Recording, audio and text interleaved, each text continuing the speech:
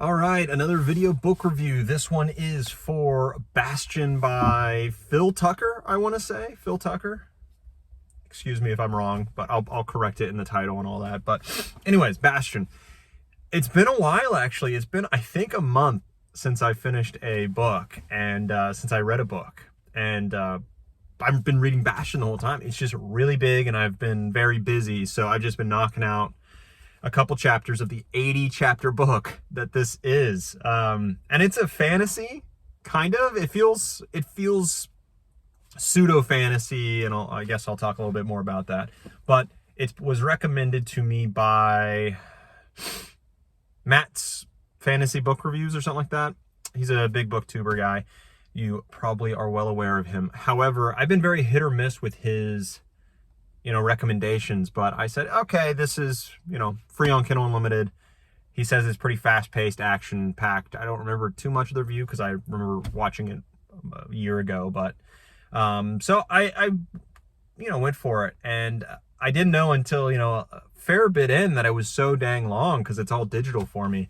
And I looked down at the percentage, maybe like a week into my read, and I had barely cracked like 10%. And I was like, oh my God, what is this? Then I checked and it was like, in total, it would take me 16 hours to read that book if I did it straight. So it took a little bit. However, I will say it was a really, really, really just fantastic read. I loved it. I really loved reading it. I thought about it all the time. Like, it was just action-packed like crazy. Super action-packed. There was amazing fights, amazing, interesting abilities. There's a cool magic system there that doesn't feel like magic as much as you'd think. You're really into the structure of the magic and how it works in conjunction with the world and what it does. And it's just so mixed and varied that it's just so cool. And I didn't mind the structured nature of it as much. And it was coolly structured. Usually I'm very much, okay, don't do hard magic. I don't care as much. But this one I was super invested, and the magic and how it worked was so invested in the character himself. That was the big thing. The character and his motivations and his actions and everything was woven around the magic system in a huge way that you cannot have this book without the magic system. It is so intertwined with the character, and it worked because of it. It wasn't just a character trying to achieve his goals, but he also knew how to also knew how to do magic and do stuff. You had his goals and all that, but it was, again, so intertwined. Now, the action was great, yes, but the character and the characters are just so, and the setup is just so cool. It's just so cool. You have like the best of both worlds to where you had characters starting fresh, right? They're new to the world, so they're new to figuring things out. But they also have a background that's hidden to them. So you're uncovering this hidden stuff about them. They have these qualities that they have gained in the past that I guess they don't have to earn as much, right? But it's you're earning it with them as they rediscover themselves. And it's really cool in that sense. And there's a huge mystery behind who they are. They're all given titles. You see what their titles were in their past lives, kind of thing. And you're like, whoa, what does that mean? How do they earn that? That's so different. Like Dealer of Woe, let's say, as an example, when they're like happy guy who's just like, hey guys, let's have fun, and you're like, oh my God, what happened to this guy? Who is this guy in the past? So that's really cool. Again, the magic system, the action was cool, and the way that Phil Tucker used the magic, you felt like there was so much depth, but you felt like he was using the depth to the best of his ability, but also expanding it in ways that was surprising, always surprising. And you're like, oh my God, you can do that with this, you can do that. And it still made sense with what was set up. And it feels like you didn't really delve deep into the magic system, as far as you can go. And you definitely felt the levels of skill and all that you need to be, and there was clear separation between the skills. And someone like our main character Scorio, who was just super interesting and had his he was the most motivated guy ever, but he didn't feel like, okay, he's really good. And as most protagonists in these kind of books are, they're like better than the rest, better than everyone else, and that's why we're following them in whatever capacity that they're in. And so he had that, and he had these special attributes, let's say, but in no way would you have to wait for those to manifest in the future to even do anything. Like everyone who's even, just one level above him on the 10 level rank would destroy him, absolutely destroy him from the get-go. And when he goes up a level, everyone else would destroy him, like above him. So he definitely feels more neutered than a lot of other protagonists in his ability. And I like that, right? There's clear separation between those who have been working at it for years or even months and him and our other characters. And our other side characters, Leonis and Lianchi and a few others, right, are just incredibly engaging and unique, and they have their own, it was endearing as well. Like they went through a trial in the very beginning that they didn't know who they were, and they still went through this trial. And it was great to see them when things are happening, stick together as a team and really trying to stick together. And they had those things together. And you felt that bond. You really felt that friendship and that bond because you were with them through these 80 chapters, through the thick and the thin while they went through that. So I really liked that. I really liked their Leonis was actually really funny, and Phil Tucker can be really funny. So I laughed a lot in a lot of these quotes. So he's funny, but he's not just a funny guy. Like, he is a leader of men. All these people are leaders and born to be leaders. And you saw the start of his leadership ability and his, moving the team and directing people and saying, okay, and motivating. He was such a motivational guy. Like, he wasn't just a funny guy. He was so motivational. He was so everything. He was great. Like, he was awesome. He had his own weaknesses, and so he's a fully fledged character. Same as Lianchi. I think less so, but still really great. And Scorio himself is fantastic in his depth and his hard-headedness and his willpower, his strive to do better. And he has all of these obstacles put in front of him, and watching him, struggle. And those are real struggles. They're not just paper struggles. Him struggle and succeed and fail and all this, you're with him the whole time. And you're with that friend group with Naomi as well. She's her own beast entirely.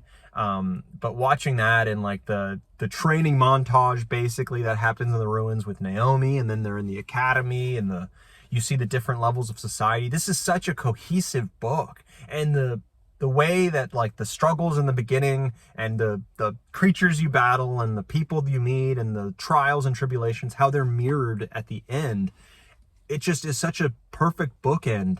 It just feels fantastic. It is such a fantastic first book to this series. And I definitely plan on continuing, of course. But it's such a good bookend. How it bookends itself is masterfully done. And you can see it. You could see that this is where it's going, that he lays it out early on in the story, like, okay, we're going to be bookending that. And he doesn't like subvert that expectations. He just makes it better. He makes it better than expected, and it just does so well. So all the characters are great. The motivations themselves are great. The characters are rich with depth. The world is, for what it is, it's small, but it's rich as well. It feels deep.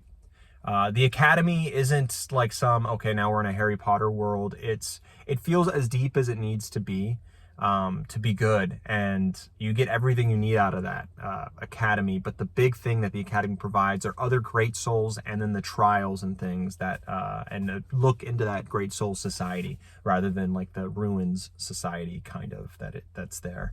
So that's all great. So anyways, it's just a fantastic read. I do recommend it. It is a long read, but you can probably blast through it. It doesn't feel long. Like, it's the dialogue is great. I'd say the prose is really good. Phil Tucker does get repetitive with some of his adjectives, like leonine. I don't know how to say it, but leonine is an adjective to describe someone being, as you probably know, but like a lion, I guess. And I'm no kidding. Probably 10 people are described in this book as leonine. And it's things like that kind of get old, but it doesn't happen too often.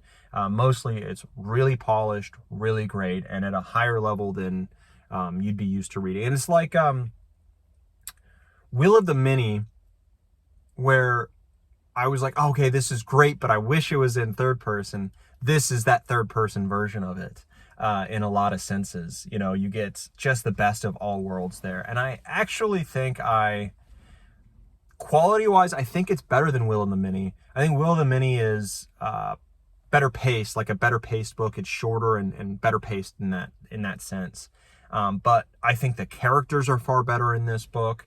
I felt more with this book. I think the ending was better. I think all pieces of this book are better than Wheel of the Many. And it's just a better version of it now that I think about it. I wasn't making that connection while I was reading it, but now that I'm thinking about it, because I was like, okay, where was that academy that didn't feel as fleshed out? And it was like, okay, it's kind of like, this is like, I would put this on the level just a little bit below Red Rising in its quality. The action, though, is just so fantastic. So much it almost feels like the Green Lanterns, where they have this ability like the Ring or whatever. I'm not a big DC Comics Green Lantern guy, but they can shape their Green Lantern abilities into whatever they want, and that's not how it is in here. But that kind of depth, that kind of variation in abilities and qualities and all this are shown here, and it's so interesting, and it's always something new, and it's so cool, and always something surprises you. And real obstacles and real stakes are in this book, and you are going up and down with this story. But I would give this book, I'd give it a 9 out of 10 easy. As it marinates, it might go even higher, but it's definitely a 9 out of 10 in my mind as I'm thinking about it. I put it on Goodreads as a 5 out of 5. Great, all-time great fantasy for me. It is just so good. So Matt's fantasy book reviews knocks it out of the park with this one, with this recommendation, and knocks it out of the park with Beyond Redemption, which was like I think my second best book of 2024. So he's doing well, honestly. He's doing really well. And Phil Tucker is definitely someone I'm going to add to my must-read list. But The Rascor Plains, which is book 2 of this is Bastion, right? Did I say Bastion? I forget. Hopefully I did. Hopefully I did. But Rascor Plains is book 2, and I cannot wait to start that journey, because that took a month of my life. I mean, again, I could have read it faster if I had more time in the day. However, I didn't, so it took me a month when other books might take me half as long now with my time frame. But it's worth it. This book is worth more than twice as much as a mediocre book, even though score-wise it doesn't look that way. But in enjoyment, it definitely is. So that's the book. That's the author. That was a great time. Highly recommended for an action-packed, just, you're jumped into a new world. It's not a typical fantasy either. It is not a typical fantasy world at all. It's a whole new world. It's a whole new everything. You are just thrown into a strange world. And I do recommend looking at the book cover for the special edition book of this thing. I forget what the edition is called. It was on Kickstarter. I don't have the book, but I saw it on the end of the digital book. It advertised it, and it really shows you a picture of what the world looks like. And I guess the description itself in the book wasn't enough for me to get a really good picture, and I don't ever go online to look at pictures of these things, but it was a really good view and really puts in perspective what it is what kind of world we're traversing. But anyways, that's all I have to say about that. Solid, really great book. I highly recommend it. On to the next one.